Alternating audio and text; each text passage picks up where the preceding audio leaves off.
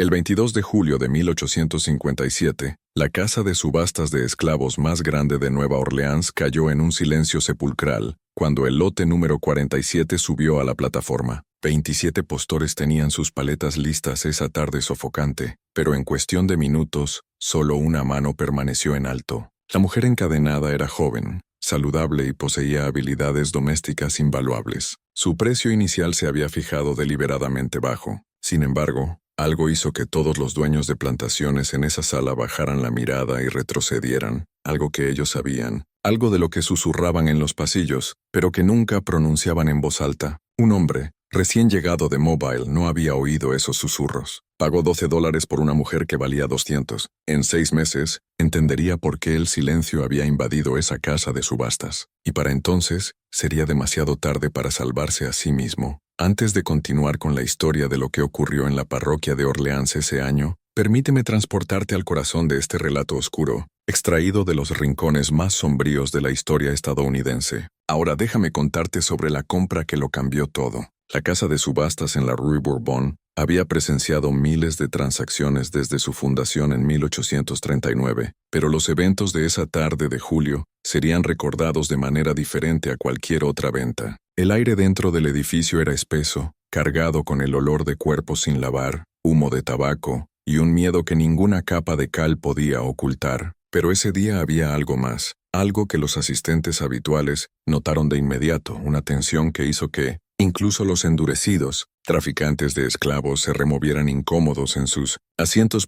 Nueva Orleans en 1857 se erigía como una de las ciudades más prósperas del sur. Su riqueza se había construido enteramente sobre el algodón y el trabajo forzado. El puerto de la ciudad manejaba millones de libras de esa cosecha blanca cada año, y las plantaciones que lo rodeaban competían con ferocidad por los trabajadores más productivos. El suelo de la parroquia de Orleans era fértil, su temporada de cultivo larga, y sus dueños de plantaciones despiadados en su búsqueda de ganancias. Tomás Eduardo Ruiz llegó a Nueva Orleans 3 semanas antes de esa subasta fatídica. A sus 34 años, representaba el nuevo dinero sureño, el tipo que incomodaba a las antiguas familias. Su padre había amasado una fortuna en Mobile a través de especulaciones con algodón, y había muerto de repente, dejando a Tomás con más riqueza que experiencia. Tomás había comprado la vieja plantación Beaumont sin verla siquiera, ansioso por probarse entre la élite agrícola de Luisiana. La propiedad salió barata, el dueño anterior había muerto sin herederos, y Tomás la vio como su oportunidad para construir un legado.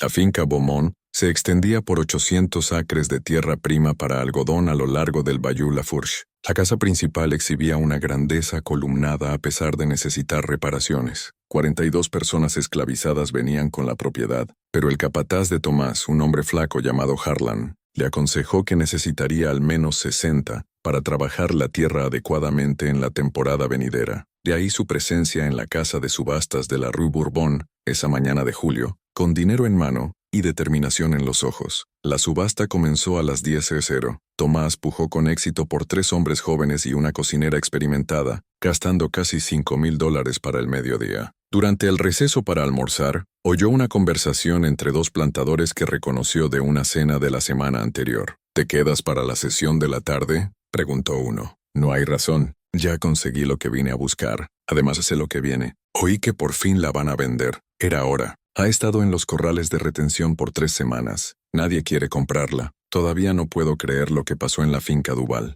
3 hombres muertos en 2 meses. 4 si cuentas al viejo Duval mismo. Aunque el doctor Reyes dijo que fue su corazón. Un timing muy conveniente. Tomás se apartó antes de que lo notaran. Su curiosidad se disparó cuando la subasta reanudó a la 1:00. Varios postores de la mañana no regresaron. Los primeros 3 lotes de la tarde se vendieron rápidamente. Entonces llegó el lote 47. La mujer que subió a la plataforma se movió con una dignidad que parecía imposible dada su situación. Parecía tener unos 30 y tantos, piel del color de la caoba pulida, facciones afiladas y definidas. Pero fueron sus ojos los que más impactaron a Tomás. Oscuros, casi negros, con una quietud que pertenecía a alguien que había dejado de esperar y había encontrado una fuerza diferente en esa desesperanza. Lote 47. anunció el subastador sin entusiasmo. Mujer aproximadamente de 32 años, nombre Isabel, experimentada en tareas domésticas, particularmente en cocina y asistencia médica, ha servido como partera y doctora de hierbas. Alfabetizada en inglés, sin defectos físicos conocidos, puja inicial de $10.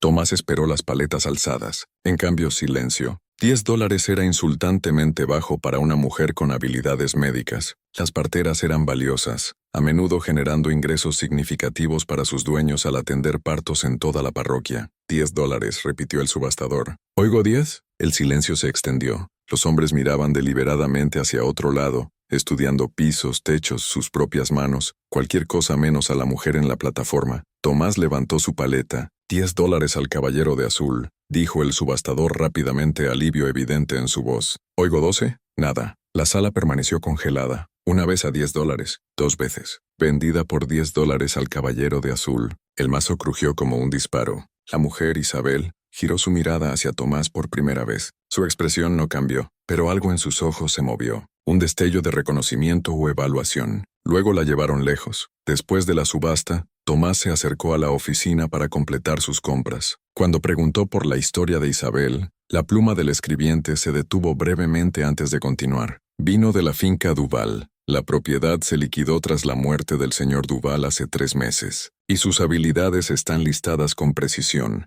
Eso es lo que decía el inventario de la finca. Parecía inusual que nadie más pujara. El escribiente levantó la vista brevemente. No es mi lugar cuestionar lo que los compradores hacen o no hacen, señor. Su total asciende a $6,710. El viaje a Beaumont tomó poco más de 1 hora por el camino del Bayou. Al acercarse, la casa principal apareció a la vista. Una estructura de 2 pisos con 6 columnas en el pórtico delantero, pintura blanca descolorida en algunos lugares. Más allá estaban los cuarteles, 2 edificios largos, y más lejos aún los campos de algodón extendiéndose hacia la línea de árboles en filas ordenadas. Al llegar, Harlan organizó a los nuevos llegados. Los hombres se unirían a las cuadrillas de campo. La cocinera tomaría el control de la cocina de la casa principal. Pero cuando se trató de Isabel, Harlan pareció incierto. ¿Dónde quiere a esta, señor Ruiz? Tomás consideró. Tiene entrenamiento médico. La usaremos como partera. Que se instale en la vieja cabaña del capataz cerca de los cuarteles. Harlan asintió lentamente. Sí, señor. Aunque ya tenemos a la anciana Marta que se encarga de esas cosas. Entonces Isabel puede asistirla. 2 pares de manos son mejor que 1. Tomás estaba a punto de cuestionar la renuencia de Harlan cuando un sirviente se acercó, informándole que Javier Ramírez había llegado para pagar respetos al nuevo dueño. Tomás reconoció el nombre de la conversación fuera de la subasta. Ramírez esperaba en el pórtico delantero, un hombre corpulento de unos 50 y tantos, vestido con elegancia casual. Tras intercambiar amabilidades sobre Bourbon, Ramírez cambió el tema. Noté que hizo algunas compras hoy. Buenas selecciones, aunque siento que no oyó todo el chisme sobre una adquisición en particular. Tomás sostuvo su mirada. ¿Te refieres a Isabel por $10? ¿Te preguntaste por qué nadie más pujó? El pensamiento me cruzó la mente. Ramírez dejó su vaso con cuidado. Esa mujer vino de la finca Duval. El doctor Henry Duval murió hace 3 meses, sano hasta que no lo fue. Su sobrino heredó e inmediatamente vendió todo. No podía irse lo suficientemente rápido. Hizo una pausa. La muerte de Duval no habría levantado cejas por sí sola, pero fue lo que vino antes y después. Su capataz, un hombre llamado Klein, muerto por fiebre cerebral tras 2 semanas de delirios. Antes que eso, el cochero de Duval, Mateo, encontrado muerto en los establos con el cuello roto. Dijeron que lo pateó un caballo, pero Mateo conocía los caballos mejor que nadie. Y antes que eso, el médico personal de Duval, el doctor Vicente Salazar, muerto por complicaciones aparentes de influenza. Tomás absorbió esto. ¿Estás sugiriendo que estas muertes están conectadas? 4 hombres asociados con la casa Duval murieron en 2 meses, y el único hilo común era esa mujer. Ella preparaba medicinas, tónicos, tés, tenía acceso a la casa principal, la cocina, las habitaciones de enfermos. Ramírez se inclinó hacia adelante. Y tenía motivos. ¿Qué motivos? Hace unos 6 meses la hija de Isabel enfermó. Neumonía, pensaron. El doctor Salazar la atendió. La niña murió 3 días después. Isabel acusó al doctor de estar borracho, de dar un tratamiento equivocado, de matar a su hija por negligencia. Hizo acusaciones fuertes. Duval la azotó y la confinó. Ramírez terminó su Bourbon. 2 semanas después, el doctor Salazar estaba muerto. Luego Mateo, luego Kline, luego Duval. ¿Eso podría ser coincidencia? Podría ser. pero esa mujer tiene conocimiento de hierbas y plantas que va más profundo que el de la mayoría. Sabe que cura y que mata y no tiene nada que perder. Se levantó para irse. Vine por cortesía, señor Ruiz. Lo que hagas con la información es tu asunto, pero si yo fuera tú,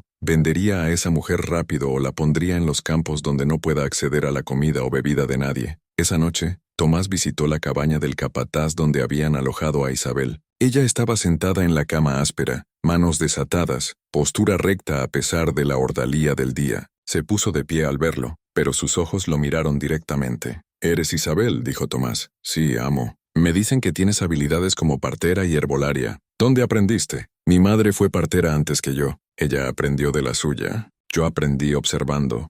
Luego haciendo y como sé leer, estudié libros cuando pude encontrarlos». Su franqueza lo sorprendió. «También me dicen que vienes de la finca Duval. Hubo varias muertes allí. La gente muere, amo. Eso es lo único cierto en este mundo». En efecto, pero el timing causó algo de charla. La gente blanca siempre habla, especialmente cuando no entiende algo. ¿Y qué no entendieron? Isabel guardó silencio por un largo momento. Luego, no entendieron que las deudas se pagan. De una forma u otra, todo se equilibra al final. La declaración podía ser filosófica o amenazante. Tomás decidió ser directo. ¿Los mataste?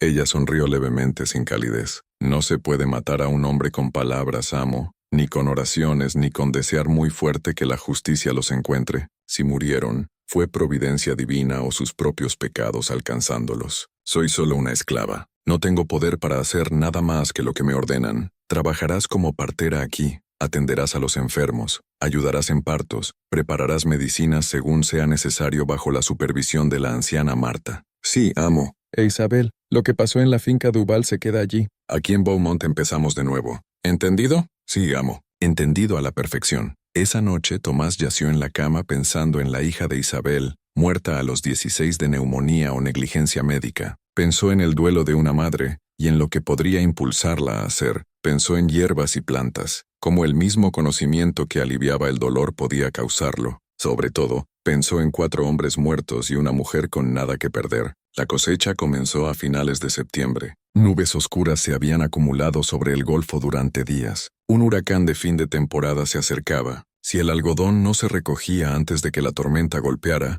las ganancias de todo un año podrían destruirse. Tomás presionó a sus trabajadores con dureza, como todos los plantadores durante la cosecha. Se levantaban antes del amanecer y trabajaban hasta que la oscuridad lo hacía imposible continuar. Isabel no estaba en los campos. Tomás la había asignado a trabajar junto a la anciana Marta. Dentro de una semana, incluso Harlan reportó que habían llegado a un entendimiento. La anciana Marta dice que la nueva mujer sabe lo que hace. Conoce plantas y remedios que Marta nunca oyó. Preguntó si podía empezar un jardín de hierbas apropiado. Tomás lo aprobó, razonando que Isabel estaría bajo la supervisión de Marta. El jardín comenzó como un pequeño terreno detrás de los cuarteles, comfrey para heridas, feverfew para dolores de cabeza, corteza de sauce para el dolor, manzanilla para males estomacales. Cada planta estaba etiquetada con letra prolija, e Isabel llevaba un diario documentando todo. Octubre trajo el huracán que todos esperaban. Golpeó el 9, vientos masivos que doblaban los árboles casi horizontalmente, y lluvia tan densa que la visibilidad era imposible. La tormenta duró 20 horas. Cuando pasó, cerca del 25% del algodón había sido destruido y parte del techo de los cuarteles arrancado. Dentro de 2 días del huracán, la gente comenzó a enfermar. Empezó con los niños. Fiebre, escalofríos, tos violenta. Luego se extendió a los adultos. Dentro de una semana, 28 personas estaban enfermas, incluyendo 3 sirvientes de la casa y la esposa de Harlan. Tomás envió a Nueva Orleans por un doctor. El joven médico que llegó pareció abrumado de inmediato. Prescribió reposo, líquidos y dosis regulares de calomel. Manténganlos calientes y secos. La fiebre debería romper en una semana más o menos. Después de que el doctor se fue, Tomás encontró a Isabel en los cuarteles, moviéndose de paciente en paciente con Marta siguiéndola. Había organizado todo eficientemente, chequeando temperaturas, escuchando respiraciones, examinando con evaluación practicada. El doctor prescribió calomel, le dijo Tomás. Isabel no levantó la vista. El calomel lo empeora, los debilita más que la fiebre. Es lo que usan los doctores. Los doctores matan más gente de la que salvan. ¿Quieres que esta gente viva para que siga trabajando? Déjame tratarlos a mi manera. Tomás debería haberse ofendido por su tono. En cambio preguntó, ¿qué harías diferente? Sin calomel, té de corteza de sauce para la fiebre, miel y ajo para la tos, saúco para fortalecerlos, mantenerlos hidratados con agua hervida, no agua cruda del bayú, y lo más importante, separar a los más graves. Esta enfermedad se propaga por el aire. Agrúpalos muy cerca y perderás a todos.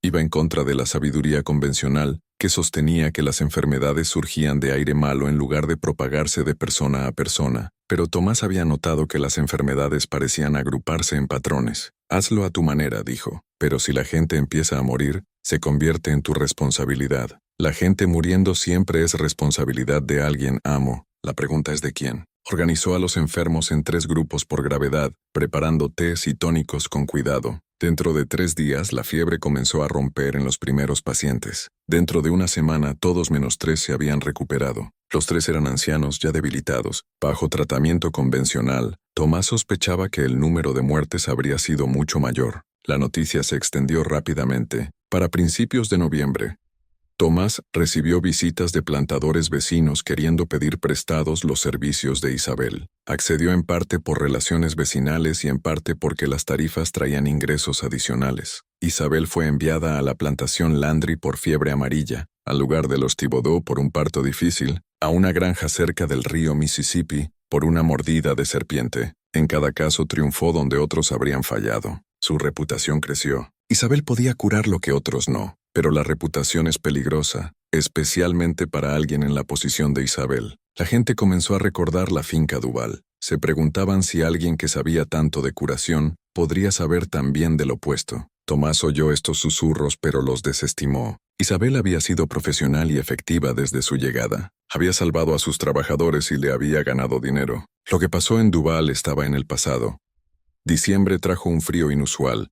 Escarcha cubriendo los campos por las mañanas. La cosecha de algodón se había completado a pesar del daño del huracán, y Tomás había vendido su cosecha a un precio respetable. Comenzó a relajarse, sintiendo que había navegado su primer año sin desastre mayor. Eso fue cuando apareció la primera señal. Harlan llegó a la casa principal una mañana de martes, rostro pálido y manos temblorosas. «Señor Ruiz, necesita venir a los cuarteles ahora». Una multitud se había reunido cerca del extremo norte de los cuarteles. Se apartaron cuando Tomás se acercó, revelando un símbolo pintado en la pared con lo que parecía sangre o arcilla roja oscura. El símbolo era complejo, un círculo con líneas radiando hacia afuera y círculos más pequeños en puntos específicos. En el centro una huella de mano, dedos de adulto extendidos. «¿Qué es esto?», y exigió Tomás. Un hombre mayor llamado Diego dio un paso adelante. «Es una señal de advertencia, amo. Magia antigua. Magia africana de antes de que cualquiera de nosotros naciera. Mi abuela conocía tales cosas. Dijo que eran peligrosas, que invocaban poderes que no olvidan y no perdonan». «¿Quién hizo esto?». Silencio.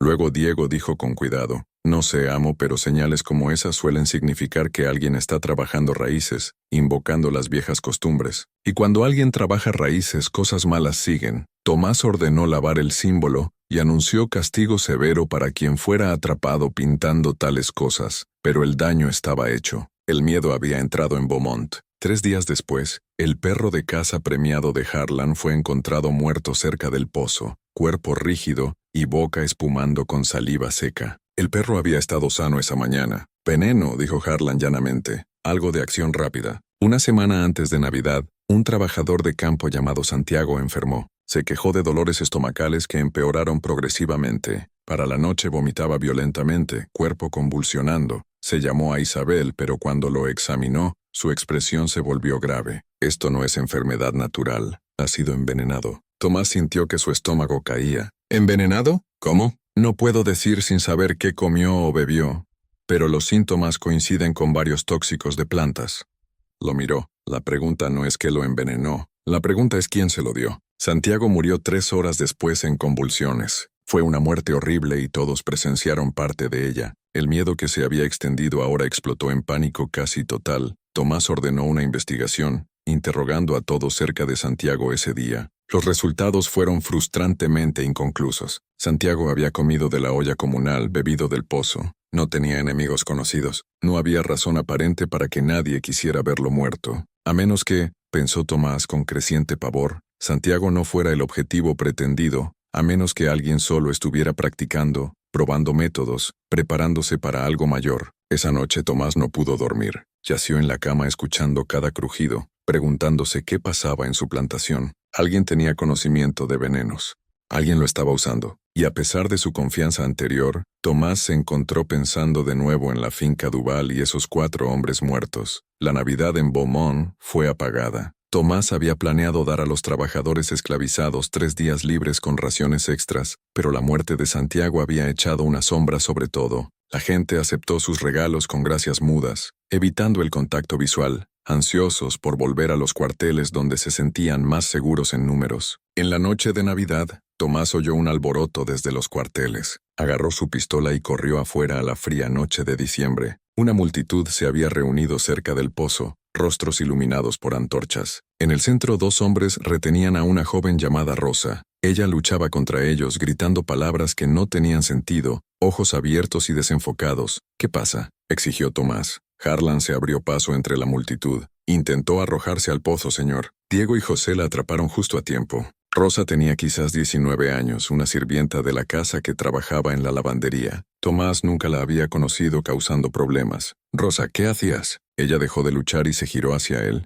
A la luz de las antorchas su rostro parecía demacrado, casi esquelético. Vienen por mí. Puedo oírlos. Están en mi cabeza, diciéndome lo que hice, mostrándome lo que va a pasar. No puedo hacerlos parar. La única manera de hacerlos parar es... Se lanzó hacia el pozo de nuevo, pero los hombres que la sujetaban estaban listos. Ha estado así por horas, dijo una sirvienta de la casa. Empezó justo después del atardecer, hablando de voces y sombras y deudas que se pagan. Deudas que se pagan. La misma frase que Isabel había usado meses atrás. Tomás sintió frío, que no tenía nada que ver con la temperatura de diciembre. Llévenla adentro. Átenla si es necesario y alguien traiga a Isabel. Pero Isabel ya estaba allí, de pie al borde de la multitud, tan quieta que Tomás no la había notado. Se adelantó ahora, y la multitud se apartó para ella. Déjenme verla, dijo Isabel. Los ojos de Rosa se enfocaron en Isabel y algo como reconocimiento cruzó su rostro. Tú sabes, tú entiendes. Diles lo que hice. Silencio ahora, dijo Isabel, su voz gentil de una manera que Tomás nunca había oído. No hay necesidad de contarle a nadie nada. Lo hecho está, y lo que viene vendrá sin importar. No quise que muriera, sollozó Rosa. Estaba tan enojada. No tenía derecho a tocarme así. Solo quería que doliera como me hizo doler a mí. No sabía que los hongos lo matarían. Lo juro, no lo sabía. La multitud quedó en silencio. Tomás sintió como si el suelo se moviera. Rosa, ¿estás diciendo que envenenaste a Santiago? Pero Rosa no miraba a Tomás. Sus ojos estaban fijos en Isabel, suplicantes y aterrorizados. Haz que pare, por favor. Las voces, las sombras. Haz que paren. Isabel tocó la frente de Rosa con 2 dedos, un gesto que parecía casi ritual. No se puede parar lo que empezaste, niña. Abriste una puerta que no sabías que existía. Y ahora tienes que atravesarla. Todo lo que puedo hacer es suavizar el viaje. ¿De qué hablas?, exigió Tomás. ¿Qué puerta? Isabel lo ignoró. Sacó una pequeña botella de su bolsillo, la destapó y la sostuvo a los labios de Rosa. Bebe esto. Calmará las voces, acallará las sombras. Dormirás y cuando despiertes estarás en paz. Rosa bebió obedientemente. Dentro de minutos su lucha cesó. Sus ojos se cerraron. Su respiración se volvió lenta y regular. Los hombres la llevaron a una cabaña vacía para vigilarla, y la multitud se dispersó lentamente susurrando. Tomás agarró el brazo de Isabel antes de que se fuera. ¿Qué le diste? Raíz de valeriana, en su mayoría manzanilla, extracto de amapola, cosas para ayudarla a dormir. Confesó asesinato. Confesó ser tonta. La chica tuvo relaciones con Santiago que no quería. Consiguió unos hongos que pensó que lo harían enfermar. Enseñarle una lección. No se dio cuenta de que los que recogió eran mortales. Fácil equivocarse si no sabes lo que buscas. Isabel se liberó el brazo. Ahora está consumida por la culpa. Ve cosas que no están allí. Oye voces que no existen. La mente puede hacer cosas terribles cuando se rompe bajo el peso de lo que ha hecho. Pareces saber mucho sobre mentes que se rompen. Isabel sostuvo su mirada firmemente. Sé sobre la culpa, amo. Sé lo que les hace a las personas. Cómo las retuerce por dentro hasta que no pueden distinguir lo real de lo que no. Sé sobre deudas y cómo se pagan de maneras que la gente no espera. Caminó alejándose, dejando a Tomás con más preguntas que respuestas, y una certeza creciente de que estaba en aguas mucho más profundas de lo que se había dado cuenta. Rosa murió 2 días después, aún durmiendo. Simplemente dejó de respirar durante la noche, pacíficamente según todos los relatos. Isabel la examinó y declaró fallo cardíaco provocado por estrés extremo. La muerte se dictaminó natural, aunque varios trabajadores susurraron que a Rosa se le había permitido morir. que la medicina de Isabel había sido algo distinto a Valeriana. Tomás no sabía qué creer. Rosa había confesado el asesinato de Santiago, lo que debería haber traído claridad, pero en cambio solo había profundizado el misterio. ¿Cómo había sabido una chica ignorante qué hongos usar? ¿Dónde había aprendido sobre tóxicos de plantas? La respuesta llegó lentamente mientras Tomás observaba a Isabel más cuidadosamente. No era solo una curandera, era algo más antiguo y complejo. Una guardiana de conocimiento que precedía a la esclavitud estadounidense, llevado a través del océano, en las memorias de personas robadas. Conocía las hierbas no solo de libros, sino de generaciones de sabiduría acumulada, pasada de madre a hija en secreto, y estaba enseñando a otras. Tomás comenzó a notar patrones. Mujeres que habían estado enfermas pasaban tiempo con Isabel y emergían diferentes, más confiadas, más sabias. Rosa había sido una de esas mujeres. Enero trajo un frío amargo y una tormenta de hielo que cubrió todo en cristal. Las operaciones de la plantación se ralentizaron a un rastreo. Durante este encierro forzado, Tomás finalmente tomó acción que debería haber tomado meses antes. Entró a la fuerza en la cabaña de Isabel, mientras ella estaba fuera tratando a la esposa de Harlan. La cabaña estaba meticulosamente organizada. Hierbas secas colgaban de las vigas del techo, cada manojo etiquetado. Botellas y frascos alineados en estantes. Una mesa de trabajo tenía mortero, majador, cucharas medidoras, una pequeña balanza. Pero había más. Escondido bajo la cama, Tomás encontró una caja de madera envuelta en tela. Dentro había cuadernos, páginas cubiertas con la letra de Isabel, notas médicas en su mayoría, pero intercaladas había otras entradas escritas en un tono diferente. Tomás leyó una fechada el 15 de octubre. 23 enfermos, 21 salvados. El poder de curar es el poder de elegir quién vive. Ellos no lo entienden. Piensan que mi conocimiento les pertenece porque poseen mi cuerpo. Pero el conocimiento no se puede poseer. Solo se puede compartir o retener.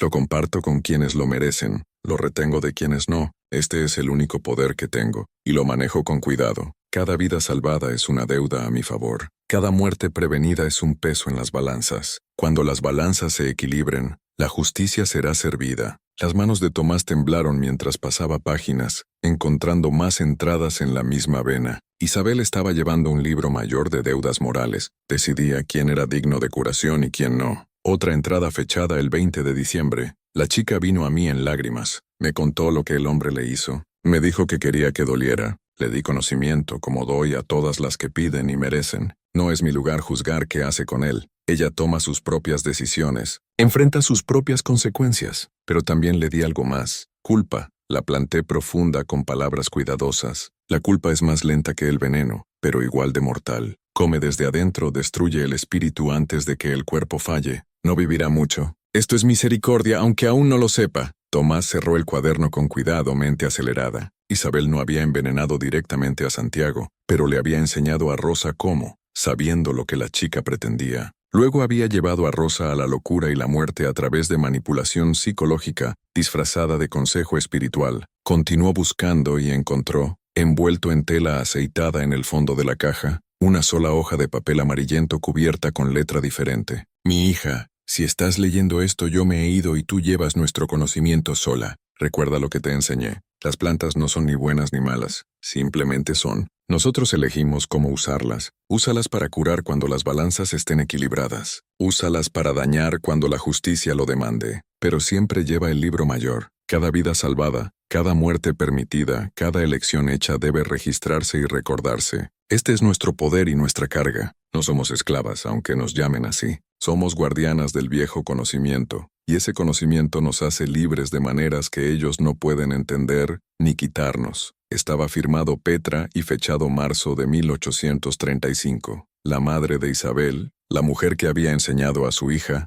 no solo curación, sino una filosofía de misericordia selectiva y venganza calculada. Tomás oyó pasos afuera y apenas tuvo tiempo de reemplazar todo antes de que Isabel entrara. Se detuvo en la puerta, ojos moviéndose de Tomás a la cama a la caja escondida. Sabía. Su esposa lo está pidiendo, amo, dijo Isabel en voz baja. Debería ir con ella ahora. No tengo esposa. ¿No? Entonces tal vez me equivoqué. La esposa de Harlan. Quise decir que ella lo está pidiendo. Quiere verlo antes del final. El final. El final que viene para todos nosotros, amo. Algunos antes, algunos después, pero siempre viene. Entró en la cabaña cerrando la puerta. Has estado en mis cosas. No había punto en negarlo, sí. ¿Encontraste lo que buscabas? Encontré cuadernos, registros, una carta de tu madre. Sé lo que has estado haciendo. Isabel se sentó en la cama, moviéndose con cansancio. Cuando habló, su voz fue suave pero clara. El nombre de mi hija era Sofía. Tenía 17 cuando contrajo la neumonía. Niña fuerte, inteligente, hermosa. Podría haber sido cualquier cosa si hubiera nacido libre. Lo miró, lágrimas en sus ojos por primera vez. El doctor Salazar vino a verla. Estaba borracho. Podía olerlo, verlo en sus ojos, pero era blanco y educado, y yo solo una mujer esclava, así que mi opinión no importaba. Le dio calomel y ordenó sangrías. Le dije que estaba mal. Me azotaron por contradecirlo. Sus manos se cerraron en puños. Vi a mi hija morir lentamente durante 3 días. Vi cómo el calomel la envenenaba, cómo las sangrías drenaban la poca fuerza que le quedaba. Murió en agonía llamándome, y no pude ayudarla porque me habían atado en el granero para enseñarme respeto por la medicina blanca. Lo siento, dijo Tomás, y lo decía en serio. Lo siento no equilibra las balanzas, amo. Lo siento no la trae de vuelta ni castiga al hombre que la mató por negligencia y orgullo.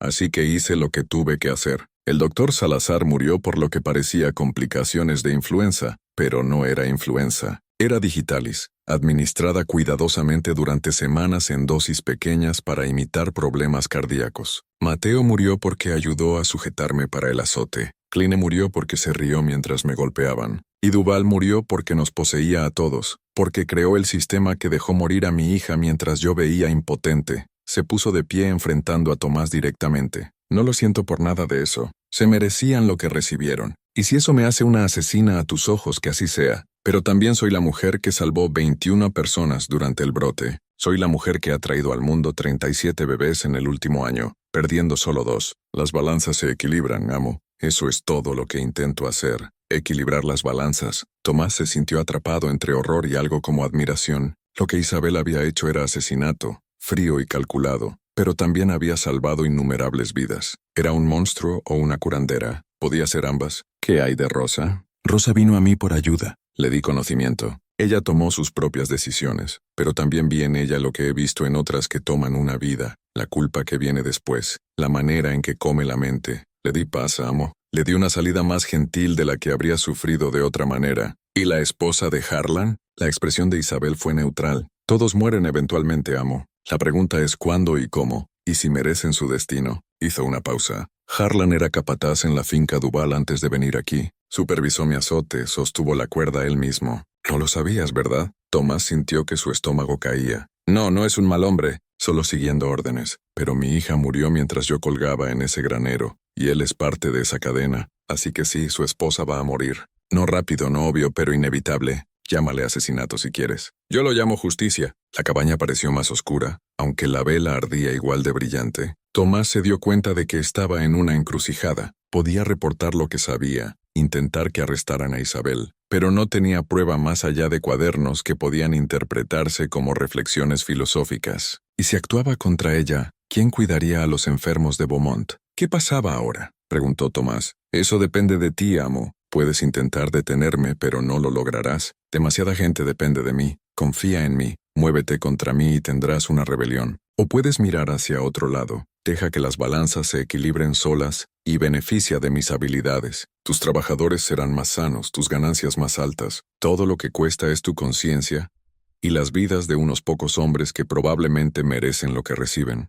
¿Y si uno de esos hombres soy yo? Isabel inclinó la cabeza considerando. ¿Eres culpable de algo, amo? ¿Has dañado a alguien que no lo merecía? ¿Has matado a alguien por negligencia o crueldad? Porque si no, no tienes nada que temer de mí. No castigo a los inocentes, solo equilibro las balanzas. Tomás pensó en su trato a la gente que poseía. Por estándares de la sociedad esclavista, era decente, pero aún era un amo. Aún participaba en un sistema basado en la esclavitud humana. A los ojos de Isabel, ¿eso lo hacía culpable? La plantación Beaumont te llegó del dueño anterior, dijo Isabel suavemente. ¿Alguna vez te preguntaste cómo murió? La boca de Tomás se secó. Causas naturales. Eso me dijeron. Lo fue. Fallo cardíaco por años de vida dura. No tuve nada que ver. Aún no estaba aquí. Pero cuando la finca Duval se liquidó, supe dónde terminaría. La palabra viaja entre esclavos más rápido que entre amos. Sabía que Beaumont se vendía a un nuevo dueño de Mobile. Sabía que eras joven, inexperto, ambicioso. Sabía que necesitarías una curandera hábil. Se acercó más, así que me aseguré de que nadie más pujara por mí. Les conté a las otras esclavas lo que pasó en Duval. Dejé que esparcieran la palabra a sus amos. Me hice parecer peligrosa, maldita, mala suerte, para que tú, que no sabías nada, me compraras barata y me trajeras aquí donde pudiera trabajar, curar, enseñar, y sí, ocasionalmente dispensar justicia que los tribunales blancos no proveen. Me manipulaste desde el principio.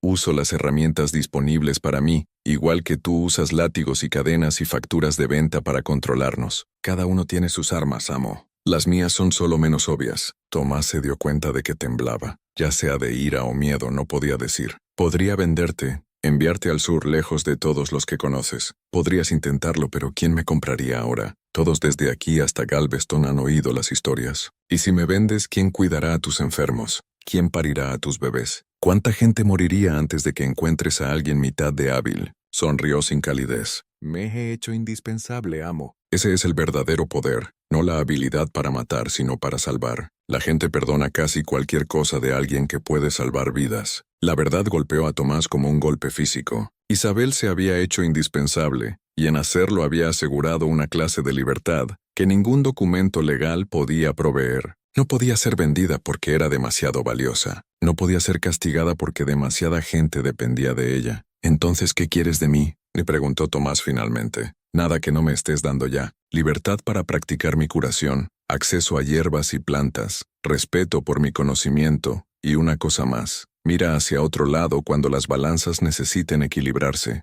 No hagas preguntas cuyas respuestas no quieras. No investigues muertes demasiado de cerca. Deja que la naturaleza tome su curso. Incluso cuando la naturaleza tiene una mano ayudante. Me estás pidiendo que sea cómplice en asesinato. Te estoy pidiendo que seas cómplice en justicia. Hay una diferencia, aunque no espere que la veas. Pero piensa en esto. ¿Cuántos esclavos mueren cada año por las crueldades de este sistema? ¿Cuántos son azotados hasta la muerte, trabajados hasta la muerte, criados como animales, vendidos lejos de sus familias? ¿Y cuántos amos enfrentan castigo alguna vez? La ley te protege a ti, no a nosotros. Así que hacemos nuestra propia justicia en las únicas maneras disponibles para nosotros. Tomás no tenía respuesta. La base moral en la que había construido su vida se agrietaba, revelando contradicciones que nunca había querido examinar. Era un dueño de esclavos que se consideraba humano, un participante en un sistema inherentemente inhumano. «Vete», dijo en voz baja. «Déjame solo». Isabel asintió y se dirigió a la puerta. Pero antes de irse, se giró. La esposa de Harlan morirá dentro de una semana. Después de eso,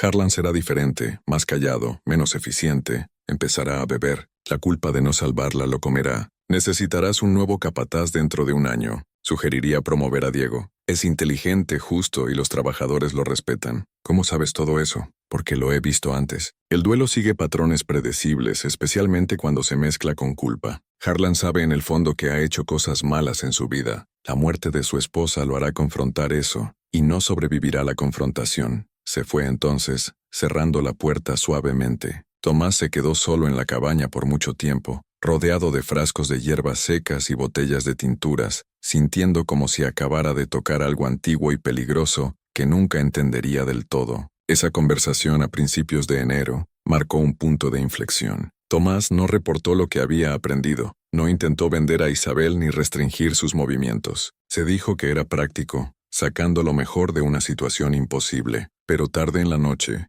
solo en la cámara del amo, sabía la verdad. Tenía miedo. Miedo de lo que Isabel podría hacer si actuaba contra ella. Miedo de perder la única atención médica competente que tenía su plantación. Y quizás lo más perturbador, miedo de que su filosofía de equilibrar balanzas contuviera más verdad de la que quería reconocer. La esposa de Harlan murió el 7 de enero, exactamente como Isabel había predicho. La mujer simplemente se desvaneció durante el curso de una semana, creciendo más débil cada día, hasta que su respiración se detuvo una fría mañana justo antes del amanecer. Harlan estaba devastado. Había velado al lado de su cama por 3 días seguidos, viendo impotente cómo se escurría pese a las atenciones de Isabel. O quizás, pensó Tomás oscuramente, por causa de ellas. El cambio en Harlan fue inmediato y profundo. El capataz flaco y eficiente, que había manejado Beaumont con disciplina de hierro, se convirtió en una cáscara hueca. Aún cumplía sus deberes, pero mecánicamente, sin la atención aguda al detalle que lo había hecho valioso. Comenzó a beber pesadamente, empezando con un vaso de whisky al mediodía, y continuando durante la tarde hasta que apenas era coherente por la noche. Tomás intentó abordarlo varias veces, pero Harlan solo lo miraba con ojos enrojecidos y decía, no debería haber muerto, señor Ruiz. Tenía solo 43, fuerte como una mula hasta que no. No tiene sentido. Nada de esto tiene sentido. Para febrero, Harlan era inútil como capataz. Tomás no tuvo elección más que promover a Diego, tal como Isabel había sugerido. Diego aceptó la promoción con dignidad callada y probó ser sorprendentemente efectivo, manejando a los otros trabajadores. Era firme pero justo, respetado en lugar de temido, y la producción en realidad aumentó bajo su supervisión. La influencia de Isabel continuó creciendo. Mujeres de plantaciones vecinas comenzaron a aparecer en Beaumont, a veces con el conocimiento de sus amos, a veces sin, buscando el consejo de Isabel en asuntos desde embarazos difíciles hasta dolencias misteriosas que doctores blancos no podían curar. Tomás se encontró en la peculiar posición de dirigir lo que equivalía a una práctica médica, con Isabel como practicante principal y él meramente el dueño de la facilidad. Las tarifas de estas consultas eran sustanciales. Para marzo, el trabajo médico de Isabel había traído casi $800, más de lo que algunos trabajadores de campo generaban en un año entero. Tomás llevó registros cuidadosos, depositando el dinero en su cuenta en el Banco de Plantadores de Nueva Orleans, diciéndose que solo estaba manejando los recursos de su plantación eficientemente. Pero sabía mejor. Cada dólar ganado de la curación de Isabel lo ataba más fuertemente a ella, la hacía más indispensable, más protegida. Se estaba volviendo cómplice, no por acción, sino por aceptación, por la erosión lenta de principios en favor de ganancias. A finales de marzo, algo pasó que forzó a Tomás a confrontar cuán lejos había caído en la red de Isabel. Un hombre llegó a Beaumont una tarde montando un caballo caro y vestido con las ropas finas de la clase mercante de Mobile. Su nombre era Roberto Duval, y era el sobrino del difunto doctor Henry Duval, el hombre que había poseído a Isabel antes que Tomás. Tomás lo recibió en el salón principal de la casa, ofreciendo bourbon y la cortesía cuidadosa que la hospitalidad sureña demandaba. Pero Duval desechó la bebida y fue directo a su propósito. Señor Ruiz, entiendo que compró a una mujer llamada Isabel en subasta el agosto pasado. Quiero comprarla de usted. Tomás sintió que su estómago se tensaba. Isabel no está en venta. Es una trabajadora valiosa, esencial para las operaciones de mi plantación. Pagaré 5 veces lo que pagó, $50. Aún no. Duval se inclinó hacia adelante, expresión endureciéndose. Déjeme ser directo. Esa mujer asesinó a mi tío y a 3 otros hombres. No tengo prueba que resista en corte, pero lo sé tan seguro como sé mi propio nombre. Es peligrosa, señor Ruiz. Cada día que la mantenga aquí pone en riesgo a usted y a todos en esta plantación. Son acusaciones serias sin evidencia.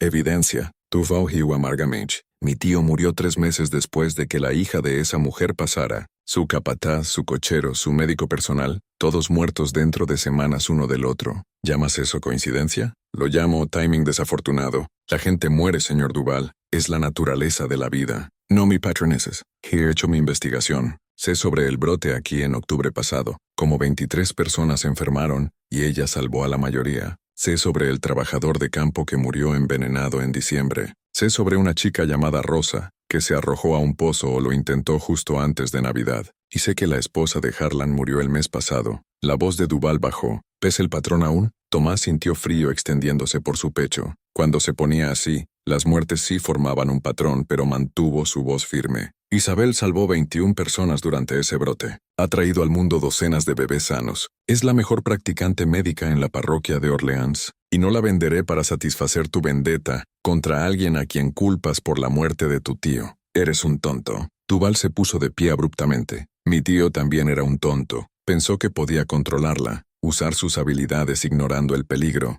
Ahora está muerto. Su capataz está muerto. Todos cerca de él están muertos. ¿Cuánto crees que tardará en decidir que tú eres el siguiente en su lista? Aprecio tu preocupación, pero mi respuesta es final. Isabel se queda en Beaumont. Duval lo miró por un largo momento. Luego sacudió la cabeza lentamente. Cuando termines como mi tío, no digas que no te advertí. Esa mujer es una plaga, señor Ruiz. Y las plagas no paran hasta consumir todo en su camino. Después de que Duval se fue, Tomás se quedó en el pórtico, viendo al hombre cabalgar lejos. Sus manos temblaban, no de ira, sino de la realización creciente de que Duval tenía razón. Tomás estaba en peligro. Lo había sabido desde que encontró los diarios de Isabel, desde que entendió de qué era capaz, pero oírlo confirmado por otro lo hacía real de una manera que no lo había sido antes. Esa noche, Tomás hizo algo que había evitado por meses. Revisó sistemáticamente los registros de su plantación, documentando cada muerte e illness desde la llegada de Isabel. El patrón que Duval había mencionado se volvió aún más claro cuando se escribía. Santiago muerto por envenenamiento en diciembre, pero Isabel lo había tratado días antes por una lesión menor. Rosa llevada a la locura y muerte, después de confesar el asesinato de Santiago con Isabel presente en su colapso. La esposa de Harlan muriendo de una enfermedad debilitante que Isabel trató por meses, siempre manteniéndola viva lo suficiente para extraer máximo sufrimiento de Harlan. Y había otros que Tomás no había considerado. Un trabajador de campo anciano que murió en su sueño en noviembre.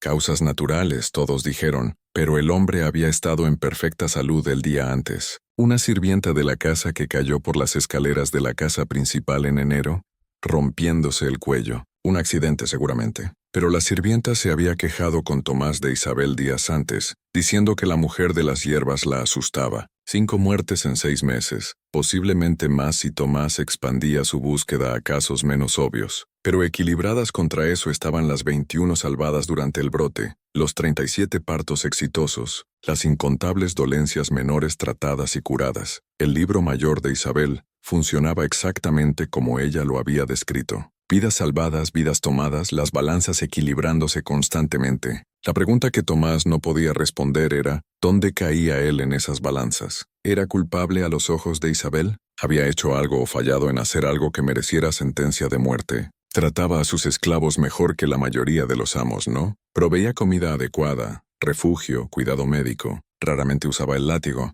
No separaba familias innecesariamente, pero aún era un amo. Aún poseía seres humanos, aún lucraba de su trabajo forzado. En la filosofía de justicia absoluta de Isabel, ¿eso era suficiente para condenarlo? Tomás comenzó a tomar precauciones. Dejó de comer comida preparada por sirvientes de la casa, a menos que la viera hacerse desde el principio hasta el final. Cerraba con llave la puerta de su dormitorio por la noche, y mantenía una pistola cargada en su mesa de noche. Evitaba estar solo con Isabel siempre que posible. Inspeccionaba todo lo que ella enviaba a la casa principal, tónicos, hierbas, tés, buscando signos de manipulación, aunque no tenía idea de qué buscar, pero no la envió lejos.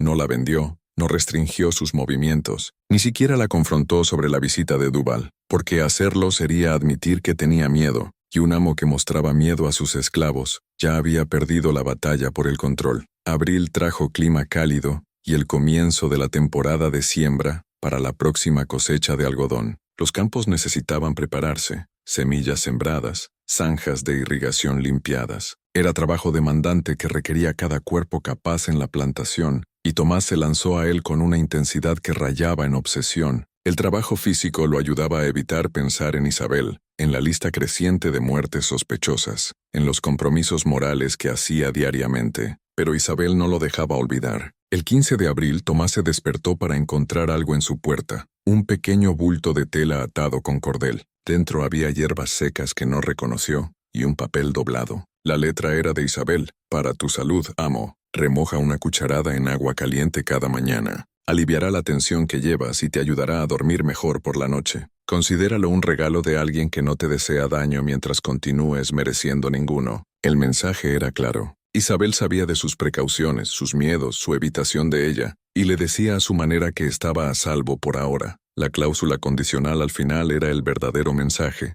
mientras continúes mereciendo ninguno. Tomás miró las hierbas por mucho tiempo. ¿Era una oferta genuina de ayuda? ¿Un té medicinal que realmente aliviaría su ansiedad? ¿O era una prueba? ¿Una manera de ver si confiaría lo suficiente para consumir algo que ella había preparado? O peor, era el primer paso en un envenenamiento lento, algo que tomaría meses matarlo mientras parecía completamente natural. Las arrojó al fuego y las vio quemarse, el humo llevando un olor amargo y acre. Esa noche durmió con su pistola cargada y la puerta atrancada, pero el gesto había logrado su propósito. Tomás ahora estaba constantemente consciente de que Isabel conocía sus rutinas, sus miedos, sus debilidades. Tenía acceso a su puerta de dormitorio. Podía dejar cosas para que él encontrara. El mensaje era inconfundible. Si ella quisiera verlo muerto, lo estaría. El hecho de que aún viviera significaba que ella había elegido dejarlo vivir. La dinámica de poder se había invertido completamente. Tomás era el amo solo de nombre. Isabel era quien decidía quién vivía y quién moría en la plantación Beaumont.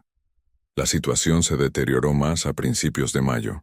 Harlan, que se había estado bebiendo hasta la muerte desde la partida de su esposa, finalmente lo logró. Tomás lo encontró en la vieja cabaña del capataz, la misma donde Isabel había vivido una vez, con una botella vacía de láudano en la mesa a su lado. La muerte se dictaminó suicidio. Duelo y alcohol combinándose para destruir la poca voluntad de vivir que Harlan había retenido. Pero Tomás notó algo extraño. La botella de láudano era una que Isabel había preparado meses antes para la esposa de Harlan, para aliviar su dolor en las etapas finales de su illness. ¿Cómo la había obtenido Harlan? ¿La había guardado de las posesiones de su esposa? ¿O alguien se la había dado sabiendo lo que haría con ella? Tomás preguntó a Diego sobre ello, evitando cualquier acusación directa. La respuesta de Diego fue medida, pensativa. El señor Harlan era un hombre atormentado estos últimos meses, señor. No podía perdonarse por cosas que había hecho en su vida. La muerte de su esposa rompió algo dentro de él. Iba a morir de una u otra manera, ya sea por bebida o por su propia mano. El láudano solo lo hizo más rápido y menos doloroso.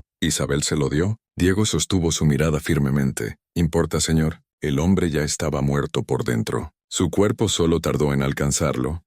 Tomás se dio cuenta de que era la misma lógica que Isabel usaba. Harlan era culpable de algo, su participación en el azote de Isabel en la finca Duval, y por tanto merecía su destino. Si había tomado su propia vida o había sido ayudado hacia ese fin, era irrelevante en las balanzas de justicia. Tomás arregló un entierro simple y promovió a uno de los trabajadores de campo para llenar la posición anterior de Diego. La vida en Beaumont continuó, las rutinas de siembra y mantenimiento procediendo como siempre. Pero bajo la superficie, Tomás sentía el suelo moviéndose, erosionándose, amenazando colapsar enteramente. A mediados de mayo, Tomás recibió una visitante inesperada, Javier Ramírez, el plantador que lo había advertido sobre Isabel casi un año antes. Ramírez parecía mayor, más desgastado, su rostro surcado por preocupación. «Señor Ruiz», dijo Ramírez mientras se sentaban en el pórtico con Borbón, y ninguno de los dos bebía. «Te debo una disculpa. Debería haber sido más forceful en mi advertencia el año pasado. Debería haberte hecho entender exactamente de qué es capaz esa mujer. Ahora lo entiendo», dijo Tomás en voz baja. «¿Lo entiendes? ¿Entiendes que no es solo una asesina, sino algo mucho más peligroso? Está construyendo una red, señor Ruiz, enseñando a otras mujeres su conocimiento, esparciendo su filosofía de equilibrio y justicia. Hay susurros por toda la parroquia de Orleans sobre mujeres reuniéndose en secreto, compartiendo información sobre hierbas y venenos, hablando de deudas y balanzas y retribución». Tomás sintió hielo en sus venas. «¿Cómo sabes esto? Porque está pasando en mi plantación también. Tengo 3 mujeres que pasan tiempo con Isabel cuando visita otras propiedades. Se han vuelto diferentes, más audaces, más sabias. Una de ellas me miró a los ojos la semana pasada y dijo, «Las viejas costumbres están volviendo, amo. Mejor que lo recuerdes». ¿Qué se supone que haga con eso? ¿Has considerado que tal vez lo merecemos? Las palabras salieron antes de que Tomás pudiera detenerlas. Las viejas costumbres de las que Isabel habla, el equilibrio que intenta lograr, tal vez es justicia que hemos evitado por generaciones. Ramírez lo miró con incredulidad. ¿Te ha llegado a ti? Dios me ayude. Esa mujer realmente se metió en tu cabeza. Ella salvó 21 personas durante el brote, Ramírez. Ha traído al mundo docenas de bebés sanos. Ha curado a los enfermos cuando doctores blancos fallaron. Sí, gente ha muerto alrededor de ella, pero más han vivido. ¿No es eso la definición de un neto positivo? ¿Un neto positivo? Ramírez se puso de pie abruptamente. Escúchate. Estás racionalizando asesinato, porque la asesina también es útil. Eso no es justicia, señor Ruiz. Eso es bancarrota moral. Se fue sin otra palabra, y Tomás se sentó solo en el pórtico mientras caía la noche, preguntándose cuándo exactamente había cruzado la línea de aceptación renuente a defensa activa de las acciones de Isabel.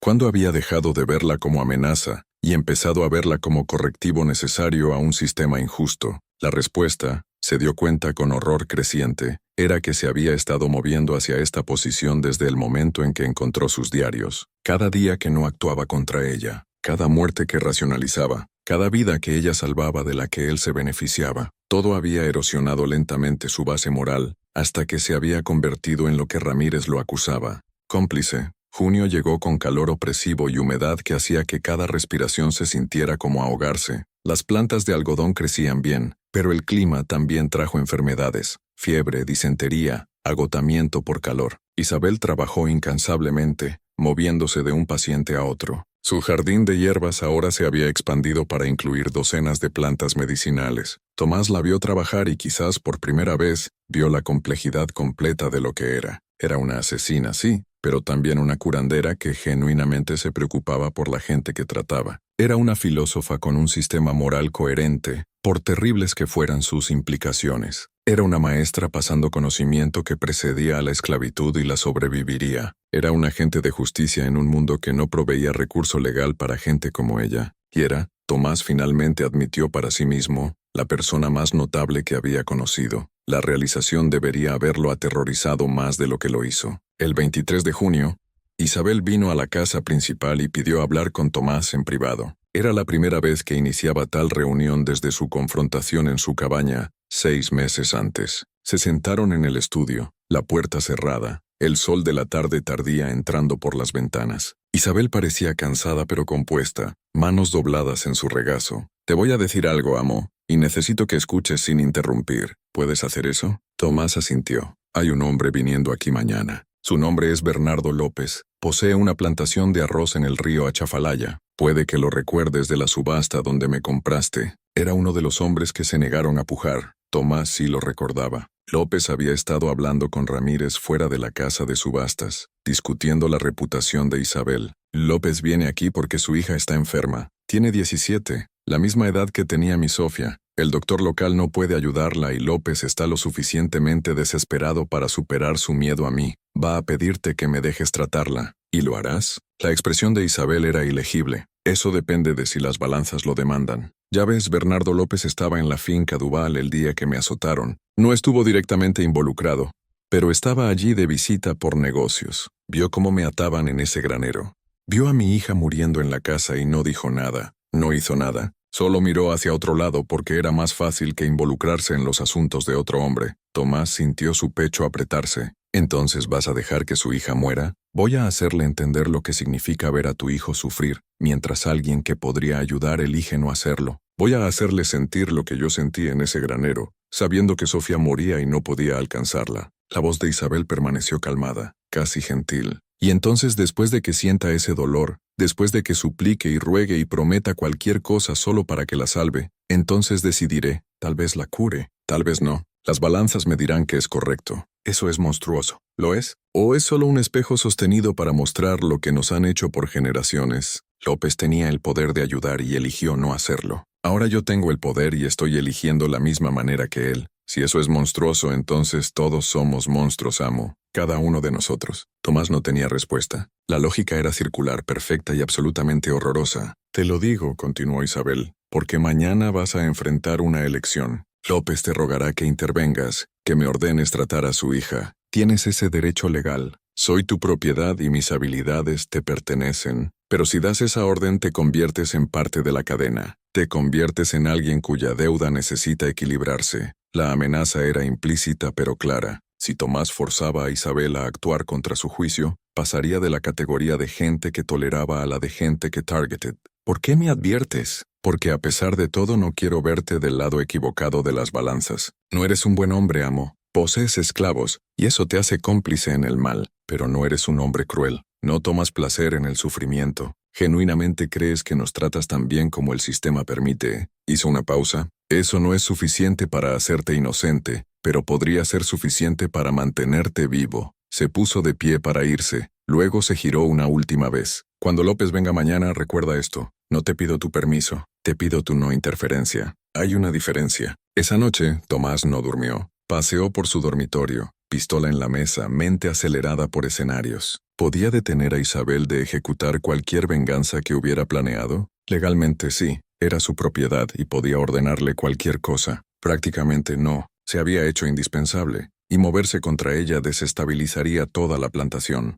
Más fundamentalmente, ¿quería detenerla? López se había parado mientras la hija de Isabel moría. En cualquier universo justo, no debería enfrentar consecuencias por ese fracaso moral. La ley no lo castigaría. Mirar hacia otro lado no era crimen, pero el sistema alternativo de justicia de Isabel sí. ¿Era eso malo? ¿O era la única forma de accountability disponible en un mundo construido en injusticia sistémica? Tomás aún luchaba con estas preguntas cuando Bernardo López llegó la mañana siguiente, rostro demacrado por preocupación y falta de sueño. Señor Ruiz, necesito su ayuda. Mi hija Catalina está desesperadamente enferma, y he oído que tiene una esclava mujer con habilidades médicas excepcionales. Estoy preparado para pagar lo que pida, pero por favor déjela venir a examinar a Catalina. Tomás miró al padre desesperado y vio con claridad terrible lo que Isabel había visto un año atrás en el granero de la finca Duval, un hombre rogando por ayuda que podría no venir. Impotente ante fuerzas más allá de su control, enviaré a Isabel, dijo Tomás lentamente, pero no puedo prometer que acepte tratar a tu hija. Ella toma sus propias decisiones sobre qué pacientes aceptar, pero eres su amo, puedes ordenárselo. Puedo, pero no lo haré. Si quieres su ayuda, tendrás que pedírsela tú mismo y tendrás que vivir con cualquier decisión que tome. Cuando Isabel llegó, la desesperación de López superó su orgullo. Realmente se arrodilló ante ella, lágrimas corriendo por su rostro. Por favor, tiene solo 17, no ha hecho nada malo. Lo que necesites, lo que quieras, te lo daré. Solo salva a mi hija. Isabel lo miró con una expresión que Tomás no pudo leer. Dime, señor López, ¿recuerdas visitar la finca Duval el verano pasado? El rostro de López palideció. Yo, sí, estuve allí por negocios. ¿Recuerdas lo que viste en el granero? Por favor, eso no tiene nada que ver con... ¿Lo recuerdas? La voz de Isabel se volvió afilada, ahora cortante. Sí, susurró López. Lo recuerdo. Vi cómo te azotaban, vi a tu hija en la casa. Oí su llanto. Quería decir algo, pero no era mi lugar. No era mi asunto. Yo miré hacia otro lado. Elegiste la comodidad de la no involucración sobre la dificultad de hacer lo correcto. Dejaste que mi hija muriera sin decir una sola palabra en nuestra defensa. Lo siento. Dios me ayude. Lo siento. He pensado en eso todos los días desde entonces. Debería haber dicho algo. Debería haber hecho algo. Fui un cobarde y tu hija pagó el precio por mi cobardía. López sollozaba ahora roto. Sé que merezco cualquier juicio que me des, pero mi hija no. Es inocente. Por favor, no la hagas pagar por mis pecados. La habitación estaba absolutamente silenciosa. Tomás observaba el rostro de Isabel, tratando de leer qué pensaba. Este era el momento que había estado construyendo, el espejo perfecto de su propio trauma. Tenía el poder de dejar morir a Catalina, de hacer que Bernardo López sintiera exactamente lo que ella había sentido. Las balanzas lo demandaban, la justicia lo requería, pero entonces Isabel hizo algo que Tomás nunca esperó. Ayudó a López a ponerse de pie. Llévame a tu hija. La examinaré y haré lo que pueda. La expresión de López se transformó de desesperación a esperanza chocada. La ayudarás. Soy una curandera, señor López, eso es lo que hago. Pero entiende esto. La deuda no se cancela. Me debes una vida ahora, y un día la cobraré. Tal vez no hoy. Tal vez no este año.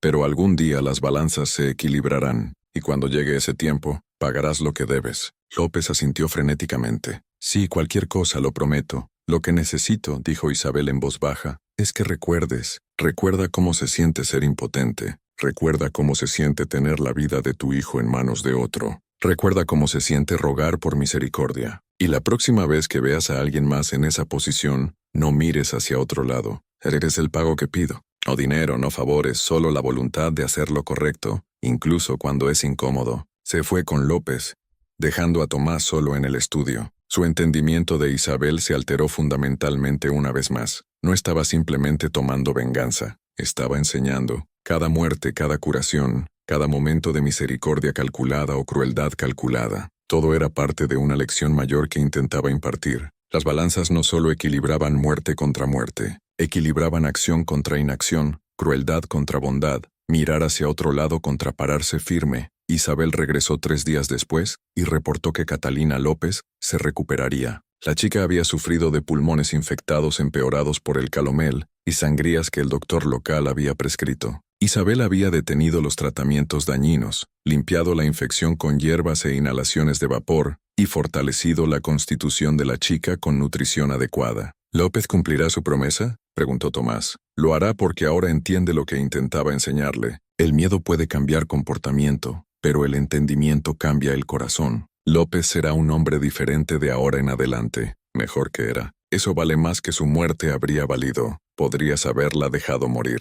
Las balanzas lo demandaban. Las balanzas demandaban algo, sí. Pero elegí qué sería ese algo. Ese es el poder que tengo, amo. No solo tomar vida, sino moldearla. Convertir el peor momento de alguien en una oportunidad para que se vuelva mejor. Hizo una pausa. Eso es lo que mi madre me enseñó. El viejo conocimiento no es solo sobre veneno y curación. Es sobre entender la naturaleza humana lo suficientemente profundo para cambiarla. El verano progresó. El algodón creció alto en los campos y la vida en Beaumont continuó sus ritmos. Pero todo había cambiado. Tomás lo vio en la manera en que los trabajadores esclavizados se portaban con más confianza, más dignidad. Lo vio en la manera en que los plantadores blancos ahora se acercaban a Isabel con respeto, que rayaba en miedo. Lo vio en sí mismo, en la manera en que había dejado de pensarse como amo, y empezado a pensarse como meramente el dueño legal de propiedad que ya no controlaba verdaderamente. La guerra civil se acercaba. Todos podían sentirla. La tensión construyéndose entre norte y sur como presión antes de una tormenta. Luisiana se uniría a la secesión. Otros estados seguirían. Y todo el sistema en que dependían Beaumont y plantaciones como ella colapsaría. Tomás se encontró curiosamente en paz con esa perspectiva. Había visto un sistema alternativo en acción a través de Isabel, uno basado en conocimiento, habilidad y autoridad moral, en lugar de propiedad legal y fuerza física. Cuando la esclavitud terminara, y terminaría, Isabel y gente como ella prosperarían, porque su poder venía de lo que sabían y lo que podían hacer, no de cadenas y facturas de venta. A principios de septiembre, mientras el algodón se acercaba de nuevo a la cosecha, Tomás llamó a Isabel a su estudio por última vez. «He decidido manumitirte», dijo sin preámbulo. «Voy a presentar papeles dándote tu libertad». La expresión de Isabel no cambió. «¿Por qué?» «Porque ya eres libre. Lo has sido desde el día que te compré, tal vez antes. Los papeles solo lo harán oficial. ¿Y qué esperas a cambio?» «Nada. Quédate en Beaumont. Vete. Haz lo que quieras». «No pongo condiciones. Siempre hay condiciones, amo. No esta vez. Considéralo mi intento de equilibrar mis propias balanzas. Participé en un sistema malvado, lucré de él, fallé en oponerme cuando debería haberlo hecho. No puedo deshacer eso, pero al menos puedo liberar a una persona que nunca debería haber sido esclavizada». Isabel guardó silencio por un largo momento estudiándolo. Luego lentamente sonrió, y esta vez la calidez era genuina. «Has aprendido algo, amo. No todo lo que intenté enseñarte, pero suficiente. Suficiente para sobrevivir a lo que viene. Lo que viene, guerra, revolución, el fin de todo lo que conoces. Pero lo sobrevivirás porque ahora entiendes que el poder no es sobre propiedad, es sobre conocimiento, habilidad y las relaciones que construyes con gente que tiene razones para mantenerte vivo en lugar de muerto». Se puso de pie para irse. «Me quedaré en Beaumont por ahora. Esta gente me necesita, y no he terminado de enseñar, pero me quedaré como mujer libre, no como tu propiedad. Veremos cómo eso cambia las cosas». Los papeles de manumisión se presentaron en octubre, haciendo a Isabel legalmente libre bajo la ley de Luisiana. Causó charla por toda la parroquia de Orleans. ¿Por qué un plantador liberaría a una esclava tan valiosa? Pero Tomás no se explicó a nadie. Isabel continuó su trabajo, entrenando a más mujeres en las artes de curación, construyendo su red de guardianas de conocimiento, preparándose para el día en que el viejo sistema cayera y nuevos sistemas necesitaran construirse para reemplazarlo. Tomás continuó manejando Beaumont, pero con un entendimiento diferente de su rol. No era el amo de la plantación, era simplemente la persona legalmente responsable de ella, operando con el consentimiento y cooperación de la gente que realmente hacía el trabajo. Cuando ese consentimiento se retirara, como lo haría una vez que la esclavitud terminara, su autoridad se evaporaría como niebla matutina. La última entrada en el diario de Tomás Eduardo Ruiz, fechada 31 de diciembre de 1857, decía: «Compré a Isabel por $12 y pensé que había conseguido una ganga. En cambio, adquirí algo mucho más valioso y mucho más peligroso de lo que podía imaginar. Una maestra que me mostró la diferencia entre autoridad legal y poder moral, entre propiedad y control, entre lo que la ley permite y lo que la conciencia demanda. No sé si las lecciones que me enseñó me hacen mejor o peor, inocente o cómplice, salvado o condenado, pero sé que soy diferente a como era hace un año, y el mundo también lo es. Todos estamos parados al borde de algo vasto y terrible, un ajuste de cuentas que ha estado construyéndose por generaciones. Cuando venga, sospecho que gente como Isabel, los que han mantenido vivo el viejo conocimiento en secreto, esperando su momento, serán los que sobrevivan y quizás incluso prosperen. En cuanto a mí, solo puedo esperar que cuando las balanzas finalmente se equilibren, haya hecho suficiente para inclinarlas hacia la misericordia en lugar de la justicia. Esta historia nos muestra que a veces el poder más terrorífico no es la violencia o fuerzas sobrenaturales, sino el conocimiento humano empuñado por alguien con la habilidad para curar y la voluntad para juzgar. El relato de Isabel y Tomás Ruiz nos recuerda que todo sistema construido en injusticia lleva dentro de sí las semillas de su propia destrucción, y que esas semillas a menudo son cultivadas por las mismas personas que el sistema buscó controlar.